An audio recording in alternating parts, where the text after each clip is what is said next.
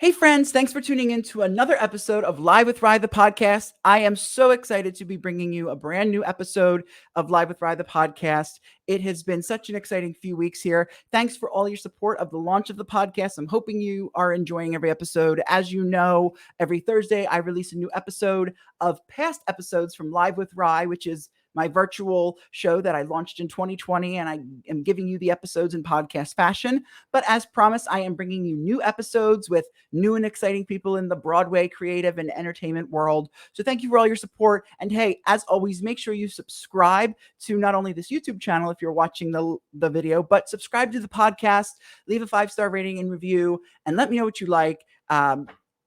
Subscribing and on Apple on the Apple Podcast Network or on Spotify. I'm still learning the lingo. Is so important to podcasts, and I'm happy to be on the podcast train. As I told you, it only took me 2 years, but I'm finally on it. And also, just as a little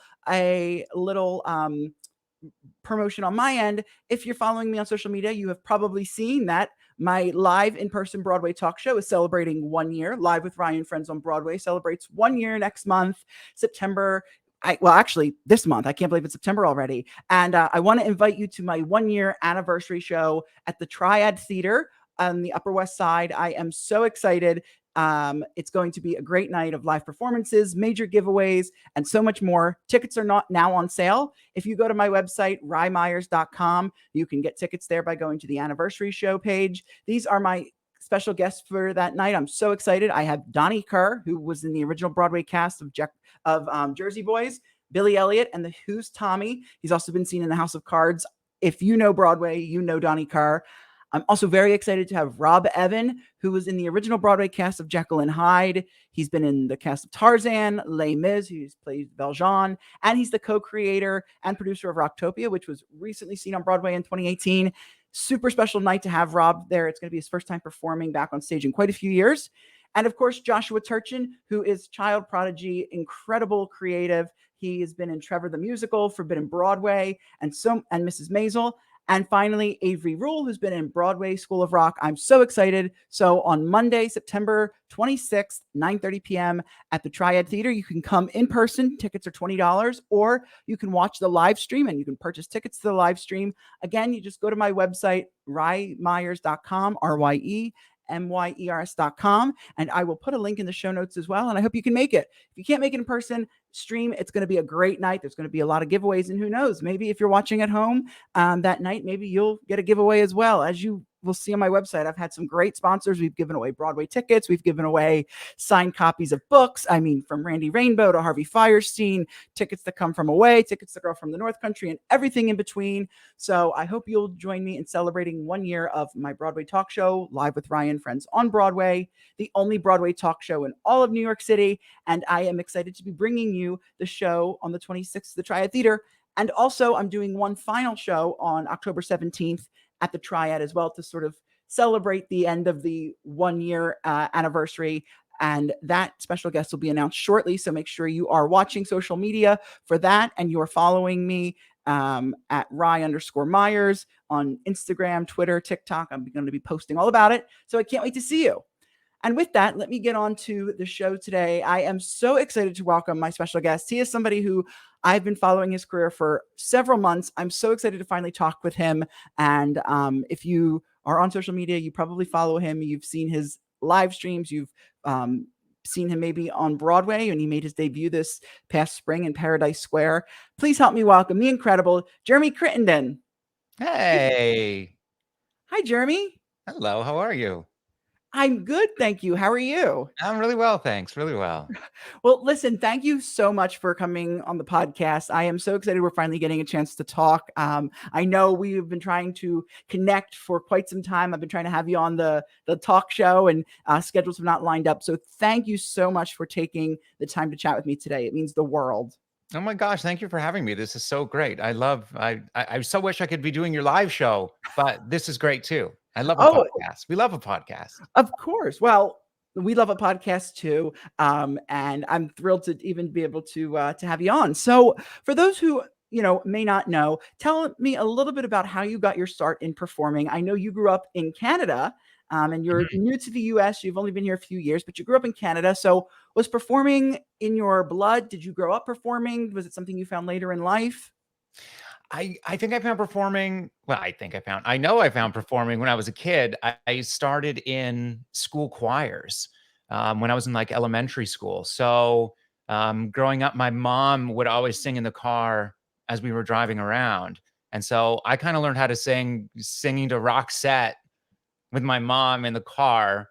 And then that made me, then I got into choirs when I was in elementary school. And it was in junior high. Like I want to say, I think it was the 7th grade that the first time I did like a musical. And I fell in love with it right away. And then started doing that all through high school. But like there was nobody in my family there's no one else in my family who's a performer. There's nobody who really worked in the arts. I have an uncle who was a drama teacher in northern Alberta. But I only saw him like, once or twice a year or whatever, right? So it wasn't really something that was in my world. So yeah, it's kind of wild that I ended up doing this professionally because I wasn't in like a big arts town. There was no professional theater where I grew up. My access to it was very, very few and far between. But here we are. Like, how crazy is that? So crazy. I mean, did you grow up in Alberta? Yeah. Yeah. So I grew up near Calgary in a little city called Medicine Hat. Okay. Which is about 3 hours drive from Calgary. So like the first time that I saw a big musical was in Calgary, probably like 1998, 1999. And it was the tour of Showboat. So it was another Garth Drabinsky show. Wow. And that was the first time I saw a big, giant musical. And yeah, that's one of the experiences that made me like fall in love with theater.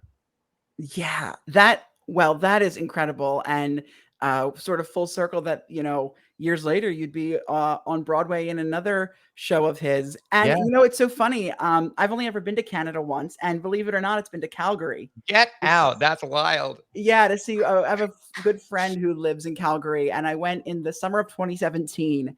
And it was a lot of fun. We did the rodeo or the stampede, the Calgary stampede. That's like apparently so big in Canada and big in the world. Yes, big. And I, you know what? I loved it there. Calgary was nice. We did Banff. We went to Banff, which was my happy place. I could not get over how beautiful it was. And you know what really stuck out to me about Calgary was just that, like, even going to the to the rodeo there, it was so clean. It felt so safe, right? It was in a time where, like, in America, if we had something like that, when I got there, I was expecting to like go through all the security and to be checked. And it was just like, there was no security. Everybody was just doing their thing. Everyone was safe. Like everyone was safe. It was a welcoming environment. And that really felt so different from here. And so that was really cool. And it was neat because they had rides and they had the stampede happening. And it was, so anyway, Calgary was beautiful. And that's great. And I know that they do have shows that come into town there. So that's great that you grew up not far from there and you got to see your first show there. Yeah. And there is really wonderful theater made in Calgary. Calgary is a great theater town. Stafford Arima is actually the artistic director of Theater Calgary there. So they're doing really, really excellent world-class work. So yeah, when I was in high school, we would go up to Calgary to see not just like big, like Showboat, but also the stuff that was being done at the regional theaters there. And again, that was my first time seeing Canadian actors on stage professionally that you could go, oh, I could have a career close to home doing this.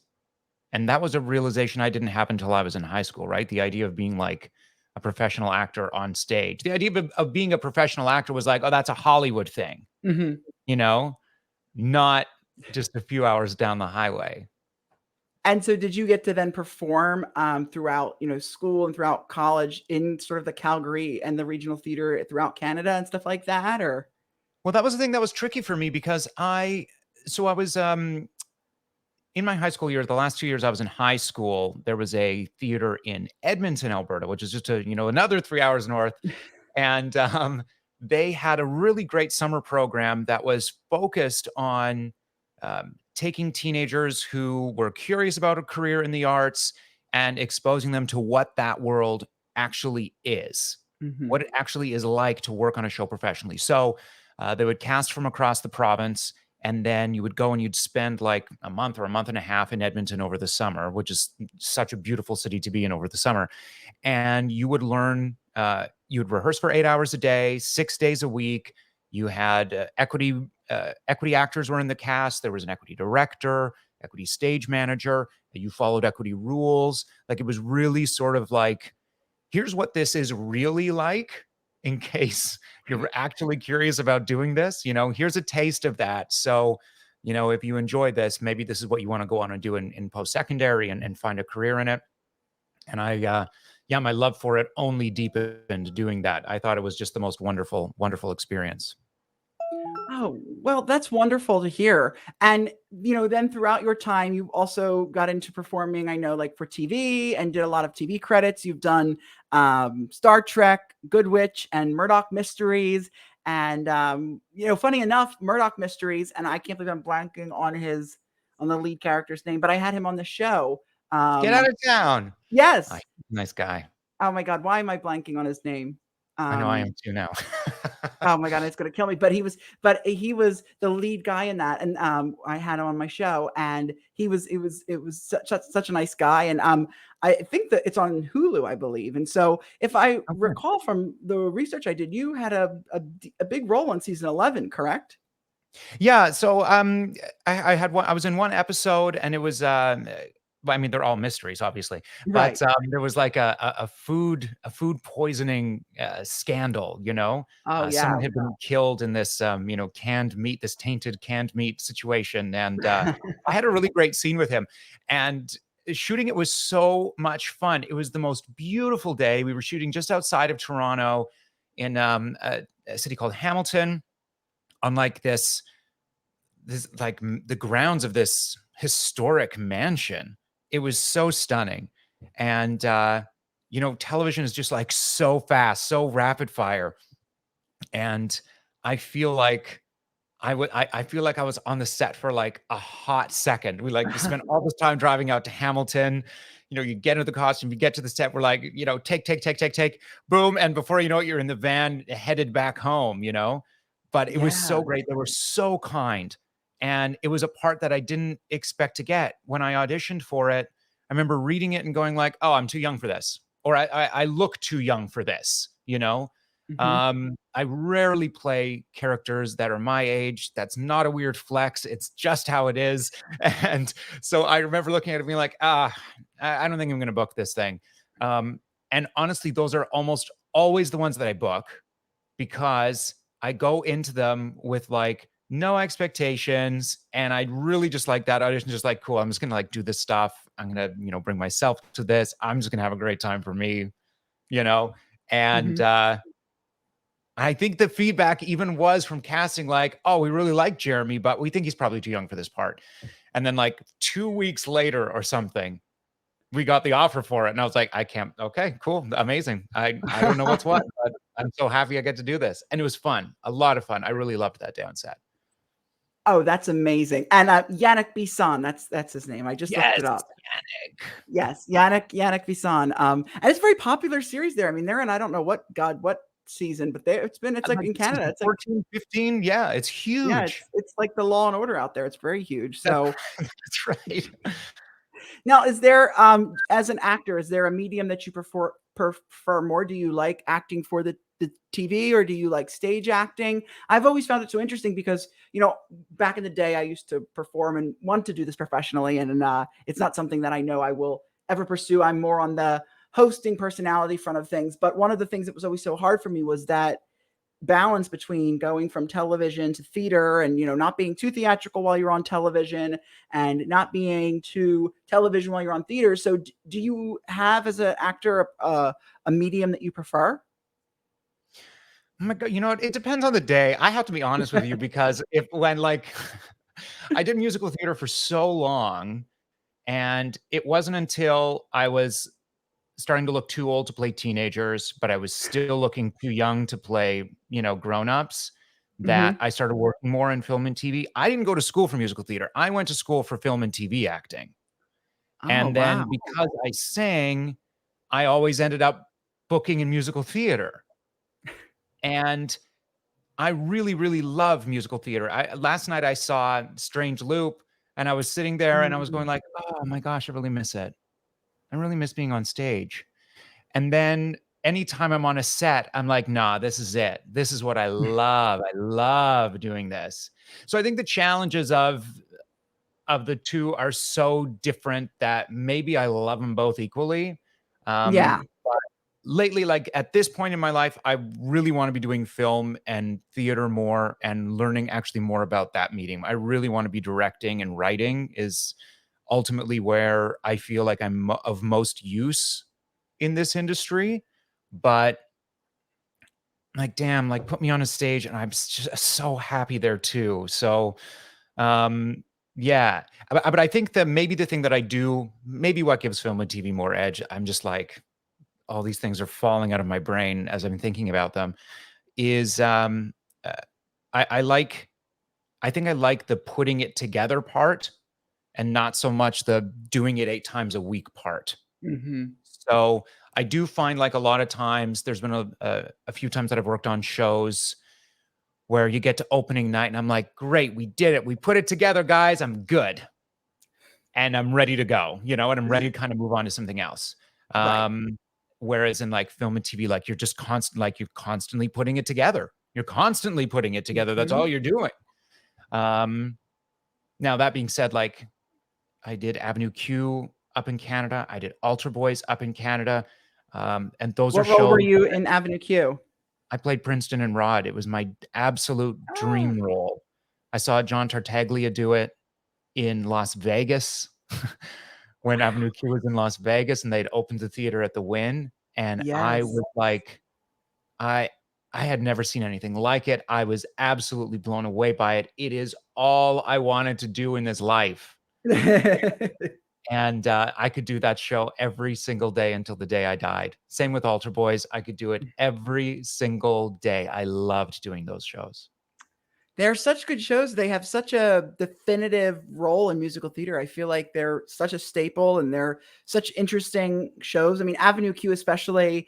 I missed that show. I wish it was still here in New York. It's such a shame that it's closed completely, even off Broadway. It was so good. I don't I see why you like it. I don't blame you because it is one of my favorites as well. But being that you like the stage and you like TV, but you missed the stage. You're talking about, you saw Strange Loop. You recently made your Broadway debut in a show called Paradise Square, which we all know from this past season, which was a great show. It's unfortunately has since closed. It was at the Ethel Barrymore Theater, and you stepped in for a few weeks, from what I understand, as a semi-vacation swing. So how did this Broadway debut come about in Paradise Square for such a short period of time? It was crazy. Um, I had a lot of friends in the show because there was a lot of Canadians actually in Paradise Square. A lot of the, Oh, the yeah. development time and everything was spent in Canada. So, my agent called me one day and, I'm with Talent House. And so they have offices in Toronto as well as offices in New York. And, so Bruce, the owner of the agency, called me from Toronto and he was like, "Hey, if a job started tomorrow, could you do it?" And I said, "Well, it depends on the job, like, I really want to be here in New York." And I thought maybe it was, something in Canada that we need to, I've been very fortunate to have had opportunities that are like, "Oh, we've lost somebody. Can Jeremy come and step in and do Mary Poppins?" Or, "I Love You, You're Perfect Now, Change" was another one that's kind of like plopped into. And I thought it might have been something like that. And he said, "No, it's in New York. It's Paradise Square." And I was like, "Absolutely. We'll make it happen. Absolutely. We'll make it happen." And so I was like, "Okay, listen, it's a long shot, but what video do you have of you singing?" Now, again, I had said, like, as I started getting too old for teenagers, but not old enough for adults, I wasn't really doing a lot of musicals. So the video of me singing was kind of old. So I said, listen, this is what I've got. I've got like this 10-year-old video of me singing like Les Mis, empty chairs at empty tables in my attic in Stratford, Ontario, 7, 8, 10 years ago, something like that. Cool, let's send it. So we send this stuff in, and they come back and they're like, yeah, we just think Jeremy's too young. And I said, oh, of course they think I'm too young. The video's 10 years old. Let me put something else. Let me just put something else on tape for you right now. I'll just, come into this room here and I'll just throw something down and say, well, it may not work out. This is kind of a long shot. We really don't want you to have to go through. I was like, yeah, but that's what we do. We throw something down, you do a self-tape, and 9 times out of 10, nothing comes of it. That's fine. That's, that to me is a great opportunity. I love auditioning. I love doing self-tapes. I love doing all this. I love it. Wow. It's an opportunity to just do what you love. I understand there might not be 800 people in the room when you're doing it, but it's still like you get to do it. Mm-hmm. So I pulled up the music for A Beautiful City from Godspell, the revival of Godspell. Mm-hmm. And the video is actually me at this desk that I'm sitting at right now. Standing desk, so I was standing. I had the lyrics and everything on this screen here. I had the music playing on this screen here. And I'm just like kind of reading it and singing it, and just really sort of nice in the moment. I recorded it because I was like, I'm just going to do a quick pass of this and see what it sounds like, see what it looks like. And I really loved it. I just loved the take. I did one take of it. Wow. And I sent it in. And now I had said to Talent House in New York, I was like, I'm not really doing musicals now. I want to do more film and TV stuff. So let's focus on that. I sent that in, and he emailed me back, and they were like, yeah, so we're going to be talking about musicals a lot more, which I thought was really lovely because I hadn't really sung in so long. And that was the tape that booked me the job. Oh so my gosh. A few hours later, I was taking out the trash. I had 2 bags of garbage in my hands. There were rats literally scurrying about my feet. And I saw Talent House on the phone. I picked up, and my agent said, how does it feel to be Broadway's Jeremy Crittenden? And I lost my mind. And then I said, I really wish I was getting this phone call at literally any other location in the world. But it is now such a fun story. Yes. I cried and screamed. And listen, RYE, I'm 40 years old, man. Wow. Being on Broadway, getting that phone call was a dream that I had put on the shelf.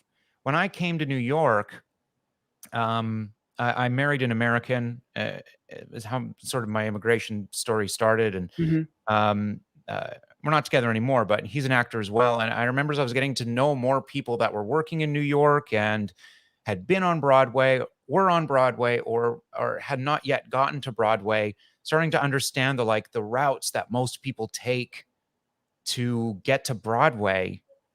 I let the thing happen to me that nobody should let happen to them.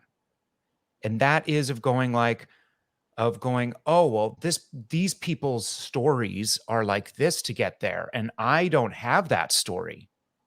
I didn't go to Michigan or whatever all the schools are. I don't know these people. I haven't worked with, I don't match what these other stories are. So that's never going to happen for me. And I shut all that down. I took the dream, I put it up on the shelf. I had my cry about it and gone cool. So that's not going to happen for me. That's fine. That's fine. That's not going to happen for me. So, getting that phone call was, honestly meant the world, and was such a good lesson for me in what I know deep in my heart is, don't worry about other people's stories. It doesn't matter. It's not, things aren't going to happen the way you think or the way you want. It doesn't matter what the rules are. It doesn't matter what the paths are. It doesn't matter what other people say is the way it works. You just got to do your thing. You got to do your thing and just leave the rest to the universe, man. Yeah. Wow. Jeremy with dropping the truth. I mean, man, isn't that the truth?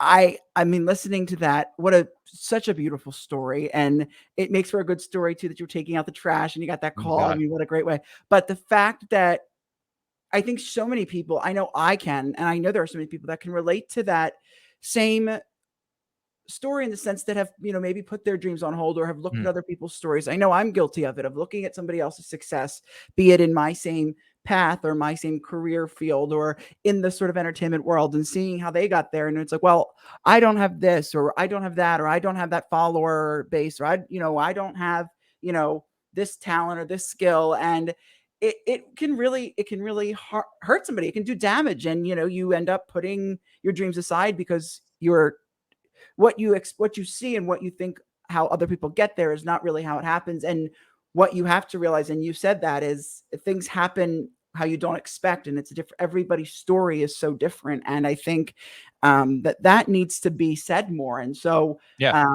everybody has I know as I said, I'm guilty of it. I'm guilty of thinking that it's got to be this way, and I see it as linear, one way only. And when a change comes about that could be sort of altering in a good way, you lament on it, and you're like, do I do it? Do I not? This isn't how I expected it. What if this comes of it?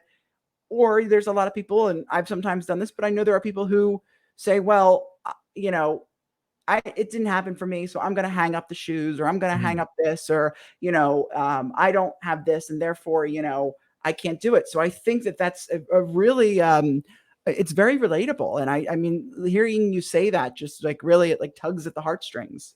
And it's, but I think this business has, listen, it's really easy to go like, oh, well, these are the cookie cutters, right? Like these are the archetypes. These are the, this is, you're an ingenue, or you're this, or these types. And it's really easy to kind of fall into those traps of, if I want this, I have to be da da da da da da da. And you know what? Listen, for a lot of people, that has proven to be true. And there are logical paths that people take. If I want to be a dancer on Broadway, it's probably really smart to follow, XYZ path. And that's all fine. That's all fine. But I really do, the older I get, the more I realize that the things about me that are different, the fact that I haven't followed those paths actually kind of are my superpowers. I don't have that. I don't compare myself to others as much as humanly possible, even though I just told you a massive story about how I was comparing myself to, everybody, and going like, oh, well, I guess I should hang up my dreams. But, I think the most awful, horrible, toxic thing that we do to ourselves in this business is compare ourselves to others, and then try to take lessons from that and go, oh, because I'm not this, because I don't look this way, because I don't, that's a reason to stop, or that's a reason to sell myself short. Yeah. So I really, I'm grateful that my story has been what it has been so far. And I'm really excited for what it'll be next, because it's like, who knows? Who knows? There's so many options, and we'll talk about definitely like following the paths and this, because I do want to get back to that. And I think it's important. And I do have to say, I think also comparing ourselves, I think social media plays a big role in that too, and is to blame. And that's something we're definitely going to touch on. I made a little note here, but I do, on talking on making your Broadway debut. You made the Broadway debut. You were in the show for 2 weeks. You were a swing. Obviously, as you know, the show has had, unfortunately, a lot of drama surrounding it. The lead producer, Garth Dobrinsky, which, I have no problem saying, because he's just known in the industry as somebody who, unfortunately, is not a good producer. I don't think he'll ever work again in America. He's been banned from producing in Canada. You all can look him up. There's, he was the producer behind Ragtime. I mean, he was an extraordinary man, had he not committed the fraud and cooked the books like he had, but behind some of the greatest shows. But as it had come out, he was, he's in trouble with Actors Equity and with IATSE, with paying dues. So I guess my question is, did you at least ever get paid for your time in Paradise Square? Are you still waiting on a paycheck? I mean, there was all this talk of him not paying people. Hopefully you got paid. I'm all topped up. I'm all topped Good. up. Everything's fine. Everything's fine financially on my end from it. And Yes. listen, I was there. I was there shortly after the opening, and sure, there was like, of course, there was a lot of chaos going on, and um, Did of you see a course, lot of it going on, or was it known? Did the cast really talk about it, or was it more of just sort of, the inner workings? And I asked because, we're in such a time right now where, it is important to obviously hold the people accountable and responsible, especially Mhm. if there's uh things where, the people are saying things that are, abusive, that are, both verbal or, harassment or stuff like that. And so I'm curious, like, was there, in the rehearsal process or during the show, was there sort of this known fact that he was sort of like this, or was it just very much so of like that was sort of back end stuff the actors didn't really know too much? No, here's what I'll say about the company of Paradise Square. I've never worked with a group that was such a great, solid community that Yeah. were really looking out for each other, really had each other's backs all the time. And for the things that were going on around the production that were not what they should be, Yeah. everyone was on the same page about them in terms of the company. People were sharing information, they were talking to each other to be supportive of each other. And you're also talking about a group of artists who really, really believe in their show, Oh, who yes. really believe in the music, who really, really believe in the power of what was happening on that stage every single night. And those artists wanted to deliver that show to their audience They did. every single night, right? Hmm. And that was the commitment that everyone had. Everyone wanted to see the problems solved Yes. 100%, but they wanted to make sure that their show was on the stage because, it's not just um, everybody or so many folks on the show had poured years and years of their lives into it, Of right? course. As it is with most shows, yeah. Absolutely. So they really wanted the show to be successful. And Uh, I I don't think It was a anybody beautiful went into show. that process with blinders on in terms of, what had happened in the past. Of So, course, no. there's a certain awareness of, like, what the risks are, Oh, but, yeah. I didn't the chaos was going on around. My chaos in the show was, I'm trying to learn a 3-hour musical Right. in this much time, Yeah. you know, and I hadn't done a musical in 7 years. Wow. So, that was where my head was at, but yes, 100% people were talking about what was going on. Of course. 100% I knew what was going on. Um, Well, and I think a lot of people also thought, like, I know for me when the show was announced, I mean, I think we had all hoped, obviously there was that cloud hanging above of what he, of his past, but of course everybody had hoped that the new show, that there wouldn't be these issues with, of with course. him. Of course, I'm always somebody to give somebody a second chance, and Yeah, but the show itself was beautiful, and the show agreed. was. I mean, I saw it in previews, and of course, it got Jakina Oh, a Tony for Burn, which then I think put the show on an even new platform for people to see and experience, yeah. and to have such a show of that nature win the Tony Award for Best Actress in a Musical, Jakina Calacongo, I think made it even more special. And then of course you've got the cast of Shalina and AJ, and of course I Mm. love Kennedy Coggle. I know she was Oh, yes. understudied Love. Shalina, and her voice is just, I've told her, I said her voice is just she's just disgustingly talented. And her Right? voice is just like sick. I mean, it's a beautiful show. Yeah. And so did you get to go on? I mean, as a swing, obviously you were learning so many different roles. Did you get to go on at all, or? I didn't get to go on. I was really hoping the show was gonna last longer so that I was able to go on and start, covering off some vacations and things. Yeah, Um, but, honestly, for me, like, the best part about it was getting to work with all of those amazingly talented of people, course. rehearsing with them every day. I every single day that I was in the building, Mhm. I was either if I wasn't watching the show, from the house, when Let It Burn when the music started up for Let It Burn, didn't matter what I was doing, I put all my stuff down, I was like, "I'll be back," and I went and watched Oh, Jakina from the wings.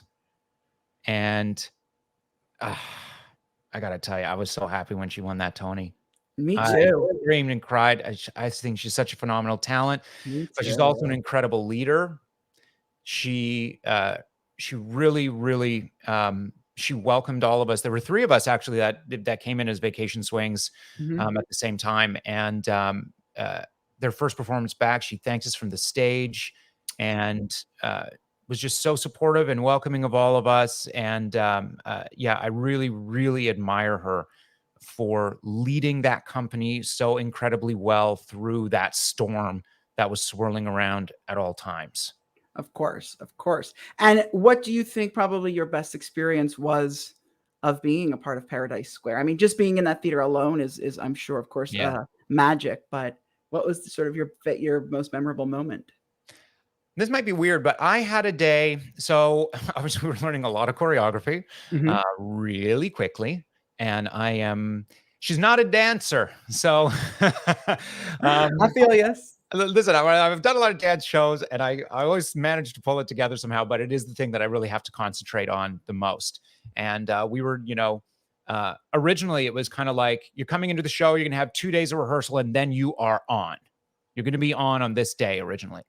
And uh, so I think we had put like, we're putting us into like 3 numbers or something in one day. And then we started working on like the Irish dance. Mhm. And I just, all of a sudden, I couldn't learn. I couldn't learn it.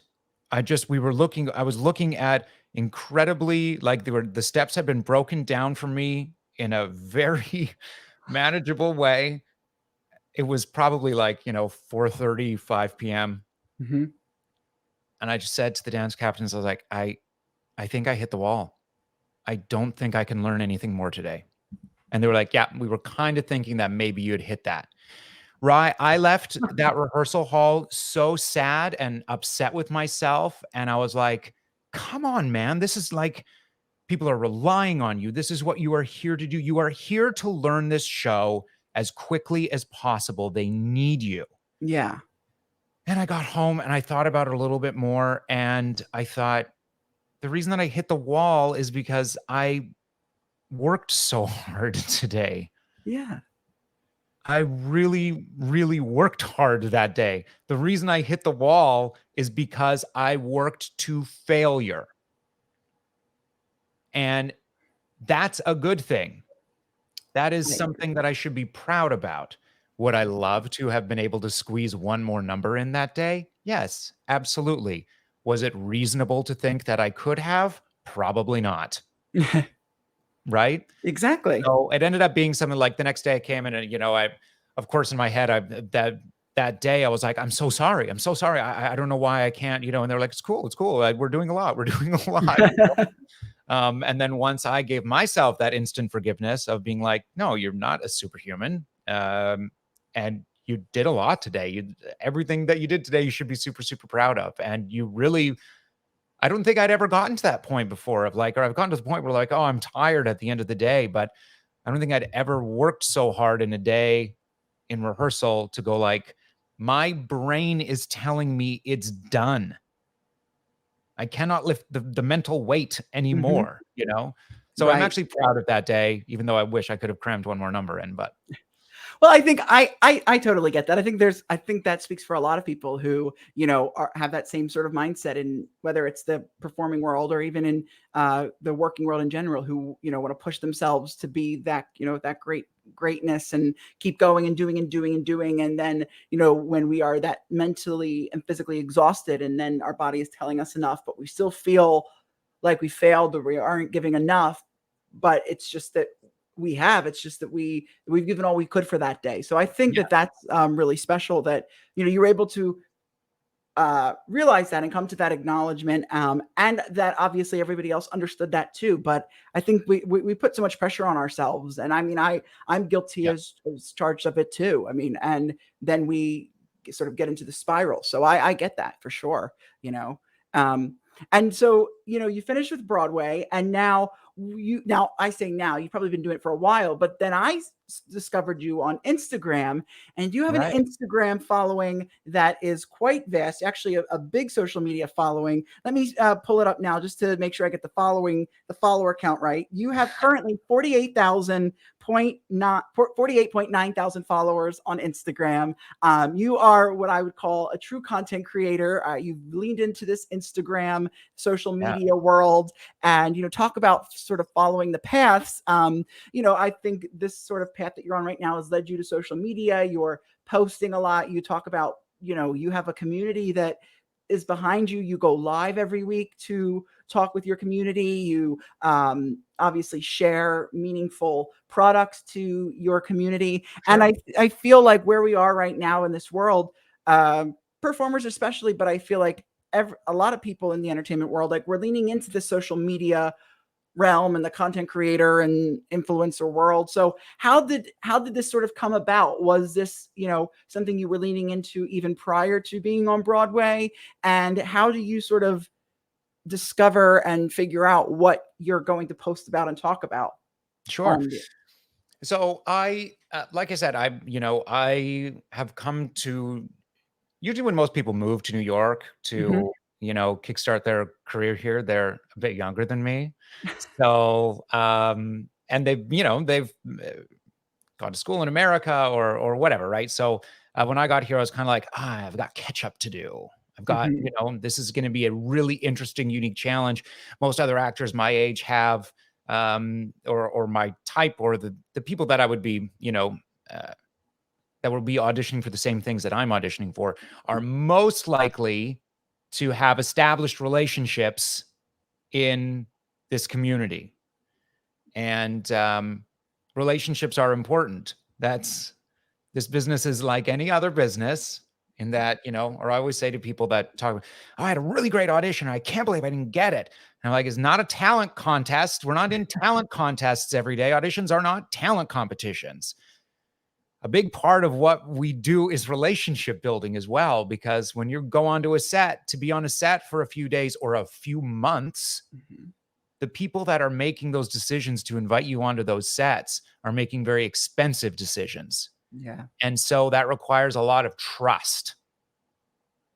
Yes, they need to trust that you have the talent and skill to be able to do something, but they also need to trust that you're going to be great on that set. You're going to be great to work with. You're going to come to work prepared, and all of those things that don't necessarily, that doesn't show in an audition.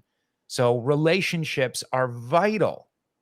And I don't have those relationships right now. Getting onto social media and starting to do, well, two things about this. A, it's a creative outlet. That's how it started. Yes. I was always posting things on social media, but not with regularity and not with a challenge to myself of, how do I make this look great? How do I take a great picture? How do I take a beautiful picture? Well, I mean, come on, Jeremy. It's you are. How do you take a great picture? That doesn't take much for you to take. You are a very handsome-looking man. I know. I don't think it requires that much. You snap a pho, I think, of any state of yourself, and I think you'll look fabulous. So. I've got a lot of selfies that'll say otherwise, man. I can show you all the duds. You know what I mean? Like a well-composed photo. You know what I mean? Like, I know. I want to take a well-composed, beautiful photo. So over the pandemic, I was like, I'm going to get into photography. I've got this beautiful camera here, and my iPhone's a beautiful camera. Are you kidding me? Oh, and so that's kind of like, I started experimenting with that, but I also, I was like, the most logical subject to take a photo of is myself.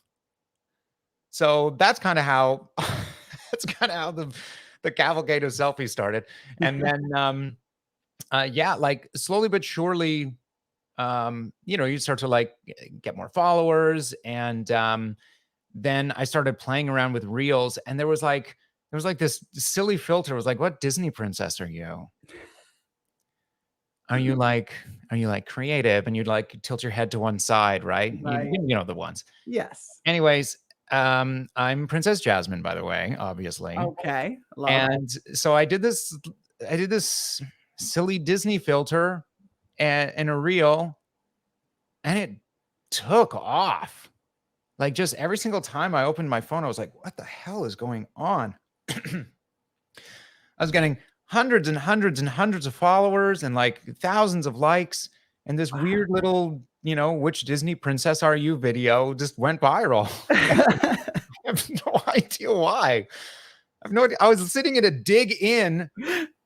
Honest, this is true. I was sitting at a dig in, like eating food, and I was like, oh, this is a cute filter. I'm just going to do this thing. You can see like there's a person like walks by in the background of the filter. Went viral. There are no rules, there's only chaos. There is only chaos. And I got, I probably got tens of thousands of followers from that alone. Oh, and then it seemed it's kind of kept going like, okay, well, let's feed this monster a little bit more. Let's feed this monster a little bit more. And so I've my following on Instagram and Twitter have grown really, really quickly, and TikTok as well. I haven't put as much effort there as I probably should be. But it's been cool. And the best part about it is that I'm sort of getting to know all these people all over the world that I wouldn't get to know, and who have shown an interest in what I'm doing, which is really cool. And I really believe that today artists have an opportunity to develop their own audiences. Yeah. And with, these little devices, we have the ability to create what we want to create whenever we want to create it on our own terms. We don't have to wait for somebody to call up and say, I give you permission to do what you love to do today. Yes. And that's really meaningful to me. So these videos and photos and, sometimes it feels silly and sometimes they are silly. And, but it honestly has been a great creative outlet. And I learned something about the medium or about myself or about developing an audience every single time I post something. So yeah, it's really fun. It's really cool. And I'm really enjoying it. I'm glad. And as you should be. And I love that you say with, just do it, create. It's like a quote from my favorite new musical that's in the works called Super You. They say, don't wait, create, just, don't wait, create. And now in creating all of this, do you have, are you working with companies or with agencies for sponsorships? And if so, what are sort of your advice for content creators in any realm, actors, performers, creatives of that type to, reach out and get sponsorships? I mean, I know we've all fallen, not victim, but we all get those DMs from those like, be a brand ambassador for this jewelry company and I'll send you free jewelry. And it's like, or like all this crazy stuff. And, they always say, know your worth. And obviously, you want to put yourself into something that, is meaningful. So like, do you currently work with an agency, and how would you recommend people get started that if they want to do that? Because obviously we have seen that, brand partnerships, brand deals, sponsorships, that's not only where the money's at, but that's where we're seeing a lot of the industry going today. There's a lot of talent discovered there. There's a lot of work that's happening there. So talk about that a little bit more. I think in terms of products and working with brands, I think the lesson number one or rule number one is really about your audience. I started using an app actually called We Sponsored, and I really like them. And they work with big creators and small creators. And there's a lot of other apps like that. I'm working with a new one as well right now called Gleewee. And you said it's called We Sponsored and Gleewee? Gleewee, Glewee. And that one's for, I think, my audience is a little small for that app even. But I'll put it in my show notes for my audience just so they have it as well. So yeah. So I think that platforms are that one. I think the sort of bar to entry is a little higher, but with We Sponsored, the bar to entry is a little bit lower.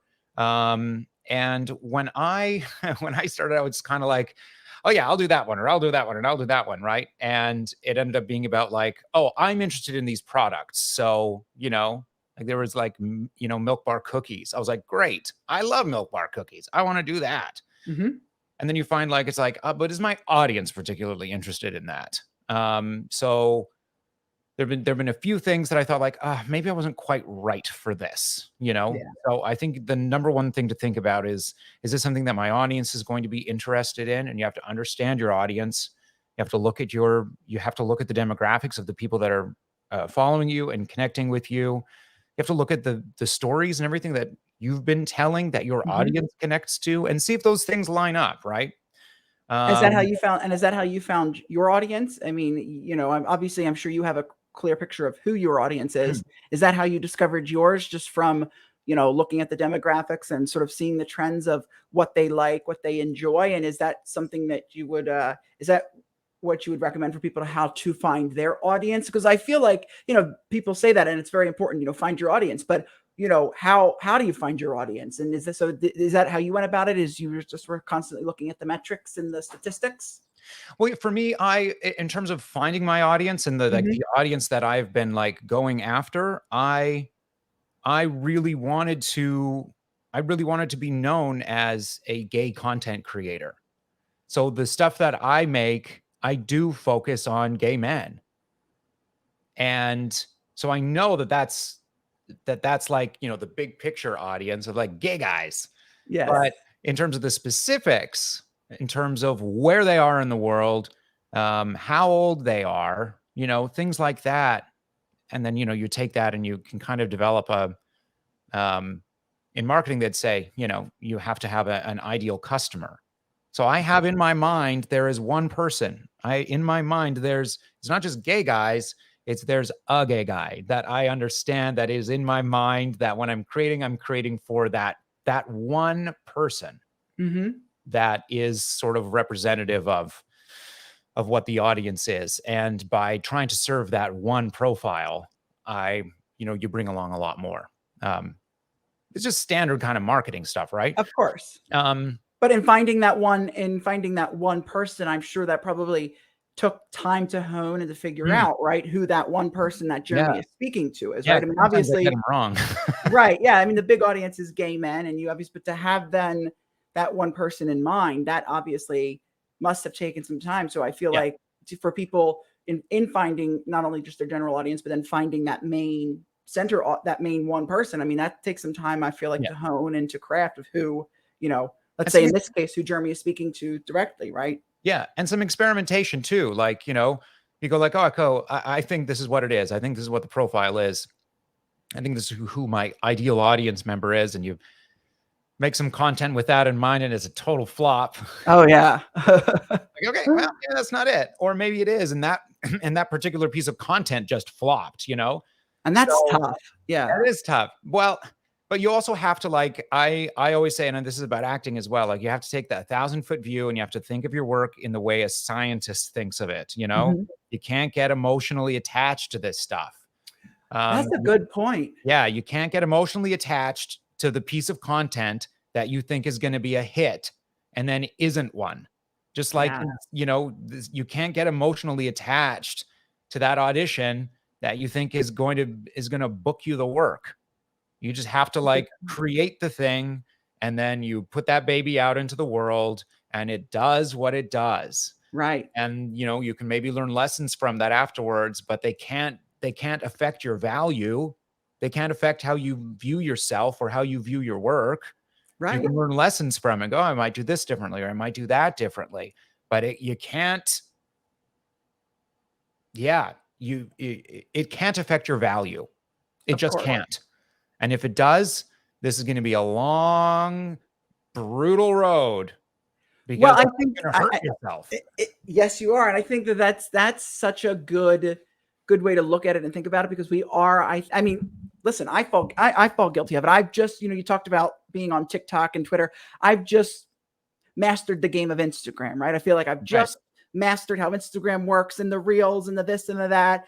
And I was saying to, because I coach and work with creatives, but I also have a coach as well. And I was saying to him, you know, I got on TikTok maybe 8, 9 months ago. Mhm. And I said, but I feel like that's a new beast in and of itself. Like the Totally. TikTok world is different than the Instagram world. Yeah. And you post something on TikTok that did well on Instagram, that flops on TikTok, but does well on Instagram, but then does well on Twitter, or you post something on Twitter and it goes and blows up, but you post it on Instagram. And it's funny because it's tough because you get so excited about something. I've done a Mhm. lot of content I get so excited about, and this sound is so cool and it's trending, and you do a Sure. cool little thing, and then it's like the views are like 300, 400, Yeah. and you're like, what? Like, I don't get this. And I think that's such a good way to say, to not be, emotionally attached to it. I think that is a good way to go about it, is to just put the content out, put meaning behind it, but not be attached to it. I liked that. I've not heard that before. Yeah, have your goals. Like,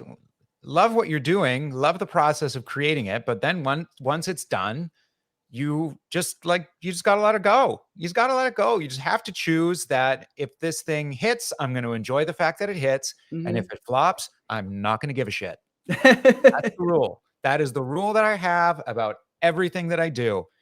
If it turns out great, awesome. I'm going to throw myself an emotional parade. And if it flops, I'm walking away. It doesn't matter. It just doesn't matter.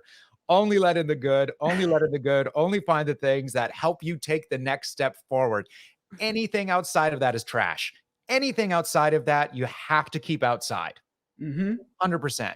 Some people might say that's cheating. It's like, if you believe the good reviews, you have to believe the bad reviews. No, you don't. No, you don't. Fuck the bad reviews. Leave them outside. Only let the things into your world that help you take those next steps forward.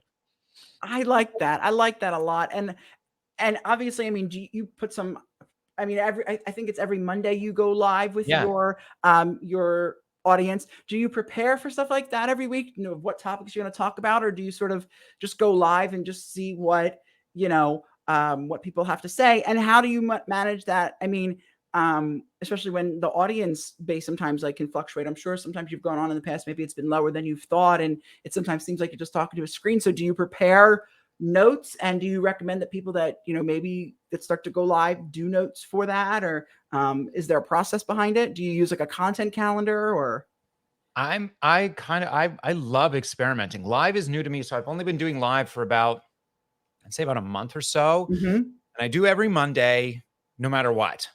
Like, I have friends in town, for example, this week, and so I'm going live tonight, and they're like, "What's going on Monday night?" I was like, "I'm working."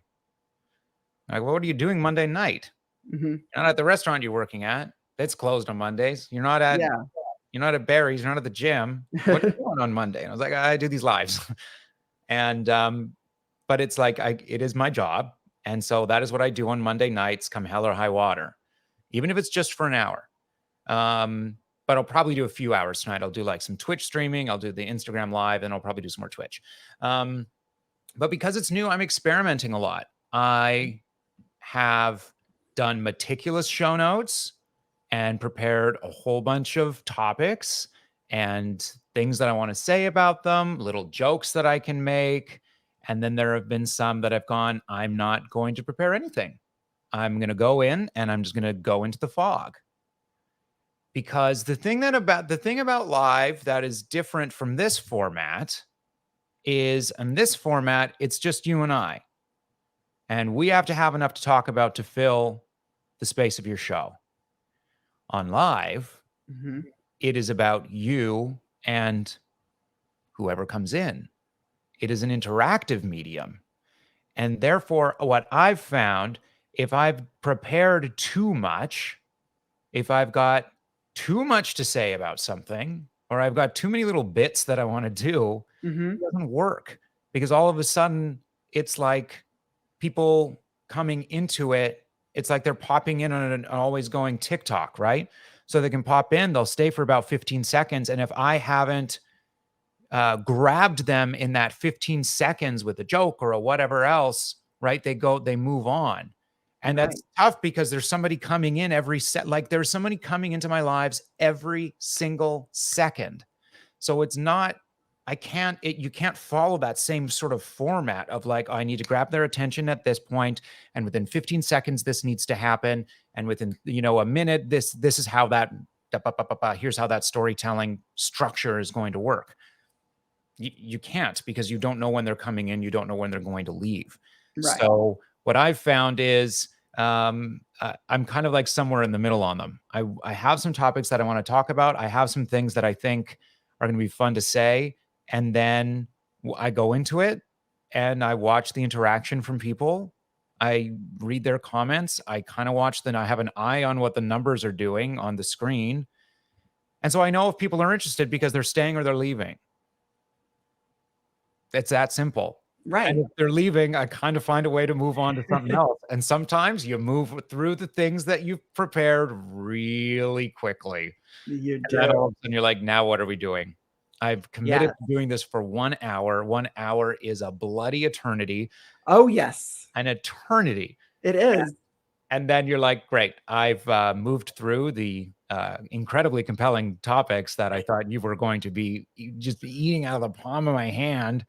And now here we are for 50 more minutes.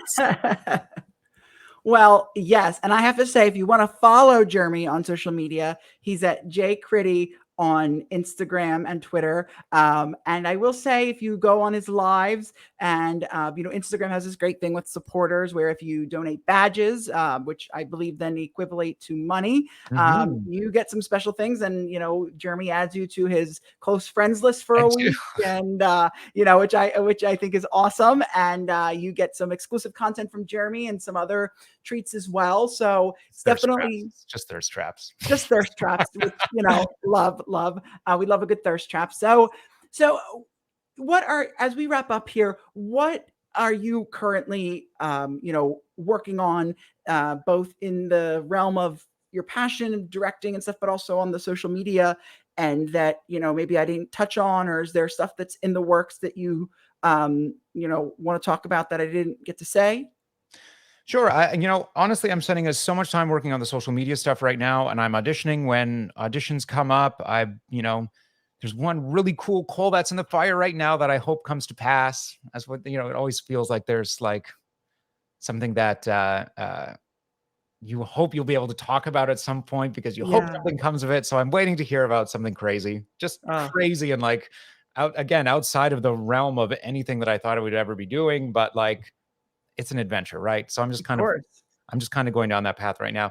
But it's funny because it's like living in New York is so expensive that I'm working so many jobs, and that I feel like I have no time to myself right now. So I started doing like this online film program through NYU over the pandemic that has just been kind of like sitting and collecting dust. And every single day I wake up and I'm like, oh, why haven't I finished this? Why aren't I giving myself the time to like finish these classes? Because at the end of this, I'm going to have like a short film that I'll make. Like, that's the final product, is like the final project of making this short film. And I'm so excited to do it. And I just haven't been like committing the time to it, because I get home from working at a restaurant for, a long shift and getting up early in the morning to go and work at Barry's. And I'm like, where's the time that I'm putting into the things that I love to do, So I have the social media stuff, and I really do love that. And I don't mean to sound like that's like a chore or something. It's not. I really love it. No, it's not at all. I think anybody who lives in New York, myself included, living in New York City, it can feel like a chore because it's so expensive to live here. You have to, do so many different jobs and so many different things, which I am on the same page with you with. I mean, I work part-time in the theaters bartending. I just got my real estate license. I start next week at a real estate firm. I host, and I'm my full-time, and I produce, and I do all the sort of, the side hustles you can think of. So I get it. And, and then there's different programs that I've signed up for or joined, or, online things that I've taken or paid money for that, you care about, but then you get tired, so I understand it. And I think a lot of people do. And it's that push, that to push yourself to do it. It's so hard because, you work so much, and then you come home, you say, well, I'm going to work a little bit on that. And then you just want to go to bed, and you're up, in your sense, you're up early, and you try to do it. And so, I get it. Today's my free day, and I woke up. My alarm goes off at 7 o'clock, unless I'm like up really early to go work at the gym, because sometimes I start at like 5 a.m. Right? My alarm goes off at 7 a.m. My alarm went off at 7 a.m. today, and my body knows that like I have this on the calendar, and then I'm gonna get to the gym at some point, and I'm gonna see I'm gonna do the lives tonight. But like my body went, absolutely not. Absolutely not. Like I got nauseous laying in bed. I woke up and I was like, okay, time to start the day. And my body was like, you need to shut it down. No, you get back on that pillow, shut it down. And then I slept for like 3 hours longer. And I woke up just like, what what is this 8 hours of sleep I just got? Who is she? So Oh, good for you. Good for yes, you. I know. I'm like, all right, we rested. Rest. Wow, amazing. Yes. But yeah, to answer your question, I'm doing what I can and auditioning, and I can't wait to get back to these film courses. And It's exciting. I'm hoping by the end of this year I've finished it and I've made my short film, which is like, Oh. one of those things that in my life I was like, oh, I'm going to do that. I'm going to Mhm. do that. And so that'll feel as special as the rats scurrying around my feet. Hey, I feel you. Honestly, that's how I thought about real estate. I was something I've always had an interest and wanted to do. And I regret not doing it in the middle of the pandemic when I was home, not doing anything and had the time to Right. study and do courses and all that Come stuff. on. And you finish it, you get done this and you have this completed product and you're like, I did that. And so I get it. And once it's completed, you're like, wow, you feel such a sense of accomplishment. I haven't taken a test since college. And so to be back in this, world of, so yeah, it's crazy. So Well, good for you. Good for you. Listen, thank you, Ella. Well, that's thank you. awesome. Like, Thank you. not only are you like accomplishing something that you wanted to accomplish, it's like, girl, you can make money. That's awesome. I know. Well, yeah, your lips to God's ears. Yes, if you're in New York City and you're looking for rental or buying or anything in between, reach out to me. But Right, your man. yeah, I wish you all the best with that, and I'm excited to see what comes of this, of this film course. And I just think you're such an inspiration to me, but not only to me, to so many people out there. I mean, I see the people that are constantly on your lives that comment, and it's just so authentic, and I'm seeing it pay off for you. And I think I know more is going to come. That's going to be good, and I'm so here for it. I'm so here for your journey. And as I said to everyone, make sure you follow him on social media at JCritty. And your website, I believe, is also www.jeremycrittenden.com, which people can go to. And that'll also be in the show notes for those who aren't watching on the video as well, to keep up with him. And if you want to keep up with me, you can follow me at Rye_Myers and RyeMyers.com for all of my interviews and posts and everything in between, and producing stuff. And, as I said, my talk show is celebrating 1 year this month. And so if you want to get tickets to the anniversary show, go to RyeMyers.com for that. So Jeremy, thank you so much for this. I could sit here and talk to you all day. And I just thank you for taking the time out.